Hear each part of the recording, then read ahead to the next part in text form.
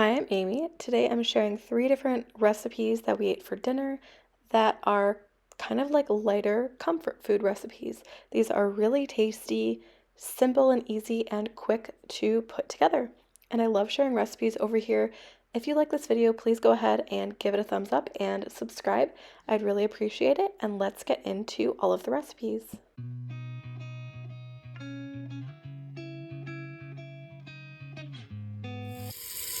First, I'm starting with fettuccine alfredo. This is just a classic comfort food for me. I don't eat it very often, but I just love it. So I'm starting off with putting pasta water on to boil, shredding up Parmesan. I'm going to go ahead and chop up some fresh broccoli. I really like to cook fresh broccoli in with the pasta. So once the water is boiling, I add in broccoli, I add in the pasta, and just cook it all at once. That way you automatically have a veggie and you don't have to dirty any extra dishes, which is really nice. I did make a mac and cheese in one of my recent videos. I will link that below, and I did also do this kind of broccoli pasta method there as well. So now to make the sauce, I'm adding butter. I will include the original recipe, but I did have the butter. I also added some garlic powder and salt, a little bit of pepper. This is heavy cream, but you could use like whole milk or probably even skim milk plus maybe some cream cheese or something to make it a little bit thicker and creamier. But once that got a little bit thicker, I added some Parmesan and salt and pepper, and then I added some dried parsley as well. I'm sure you could use fresh if you'd prefer. Once the sauce got nice and thick, I went ahead and added the pasta in. I did save some of that pasta water so I could add it to kind of help everything come together. I added the remainder of the Parmesan cheese and gave it a really good mix. And the sauce looks a little bit kind of thin here, but it really thickens up, especially once I add the pasta water and everything kind of combines together really well. We all loved this. I'm definitely going to be making it again. It was so simple and a lot cheaper than getting it out at a restaurant and a lot healthier too. And I didn't think having the butter took anything away from it. It was still rich. It was delicious. We all just really enjoyed it.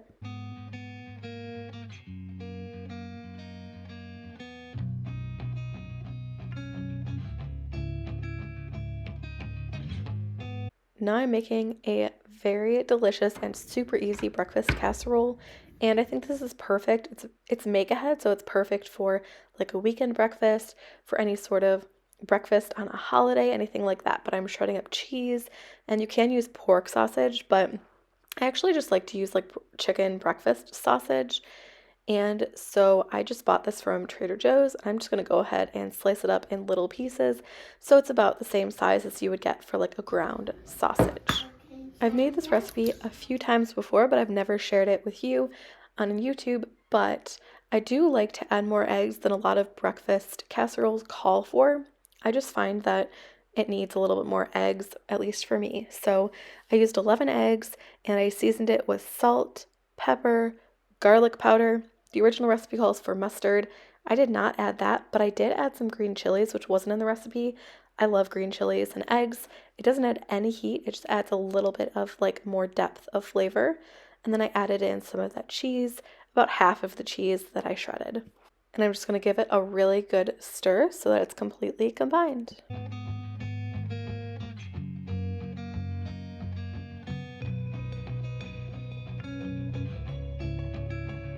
Now I'm getting ready to put this in the baking dish, and first I'm going to butter the dish. So I find that using butter is like the best way to grease anything.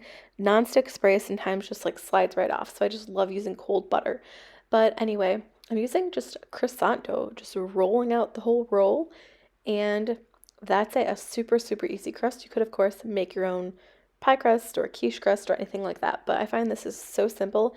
And honestly, it holds up super well if you're going to make it, like prep it the night before and then bake it the next morning. So I'm just going ahead and adding all that chicken sausage just on the bottom, and then I'm just going to kind of make sure it's in an even layer.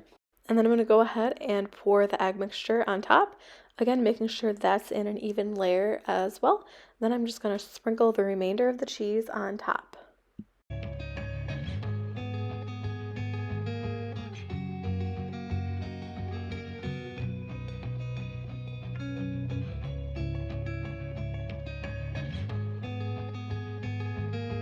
I did make this the night before, so I just covered it in saran wrap and put it in the fridge. You could use foil, if you have like a beeswax cover that you like to use or anything like that. But you could also just, of course, bake it right away. So the next morning, I took it out of the fridge and just baked it in the oven. It cooks at 375 for like 35 to 40 minutes, and it comes out so great. We all love it. It's very filling. Again, it's just so good to make the night before, and it's just so tasty, especially with that chicken sausage and all those spices and the green chilies. Just so good.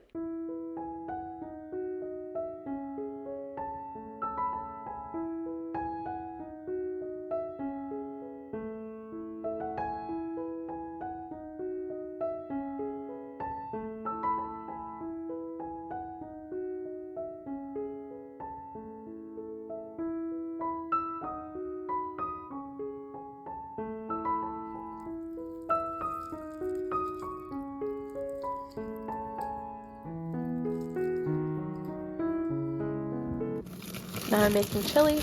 I did cook up some beans, like dry beans, and I froze them. So I also grew this red pepper from the garden. I'm super excited about that. It's our first year actually having a successful, very small garden. But I'm going to go ahead and chop up onion, red pepper, green pepper, and then of course I have those black beans that I'm going to thaw a little bit here while I'm prepping the veggies.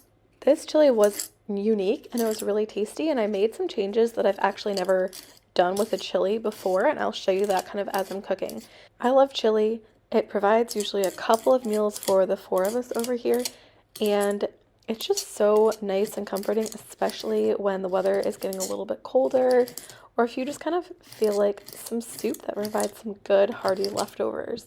Like with the other recipe, I will include the original recipe, the link for it, and I'll also include all of the changes that I made. I like to change recipes. I think it makes them tastier, at least for us in this household, and I just love making things my own. But here are all of the ingredients I'm using.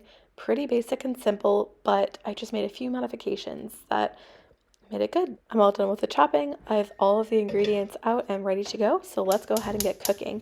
So I'm just putting a big pot on the stove, adding a little bit of olive oil. I'm using a lean ground beef, so I just didn't want anything to stick. I'm going to go ahead and cook up the onions and the peppers first. They do take a little bit longer than the meat, and I figure this way they'll get nice and soft. I don't want any like crunchy onions or peppers in this chili. It also looks a little bit Christmassy with the red and green peppers, but I love the red peppers for sweetness and the green for a little bit more of a savory flavor. But you can see the onions and the peppers are getting translucent. They look kind of soft.